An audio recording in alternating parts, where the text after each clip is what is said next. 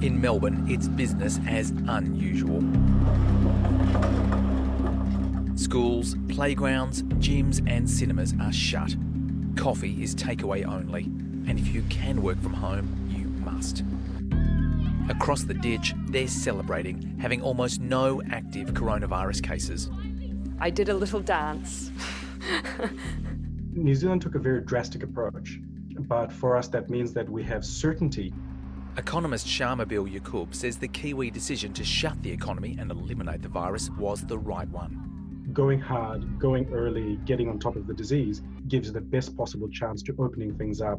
New Zealand's tough lockdown shut down key parts of the economy. Pretty much only supermarkets and pharmacies were allowed to stay open.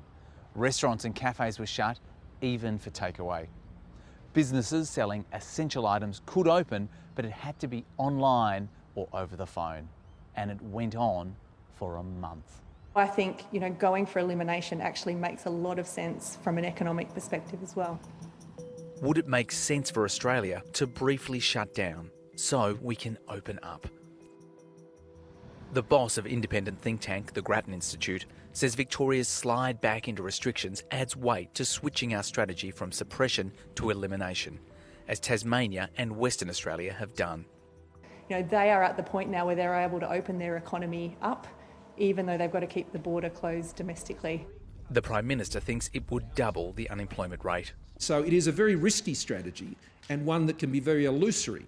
Business groups think it's commercial suicide. The elimination strategy would be incredibly destructive for our economy. The AI group represents thousands of businesses and says eliminating the virus isn't achievable. We don't want to go through a scenario where we just hack off a third of our economy in the hope that we can eliminate it, knowing that it will still be prevalent in the rest of the world, who will continue to have to deal with. Economists aren't so sure. Alison Pennington says the New Zealand example shows elimination can and should be the aim.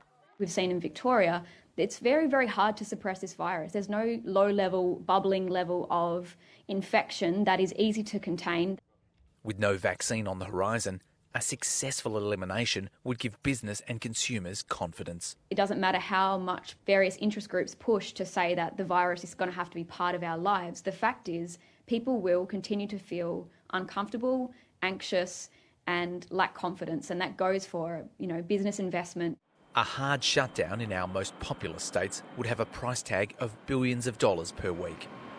But would we make it back, and more, if we could remove uncertainty?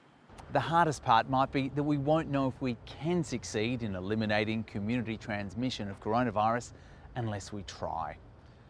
Critics of New Zealand's approach say that their gross domestic product will fall by 9% this year, compared to Australia's, which is more like 5%. But advocates of New Zealand's approach point to consumer spending, traffic volume and job ads, all of which are higher now than they were before the pandemic.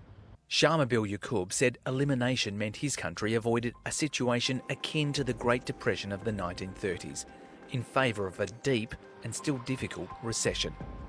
New Zealand is going to do better than most other parts of the world because we're not going to live under a cloud of fear, and we can go about and do our business within our own borders pretty much back to normal. I think Australia should be, looking over our shoulder and across the ditch at what's possible. This year, uncertainty seems to be the only certainty.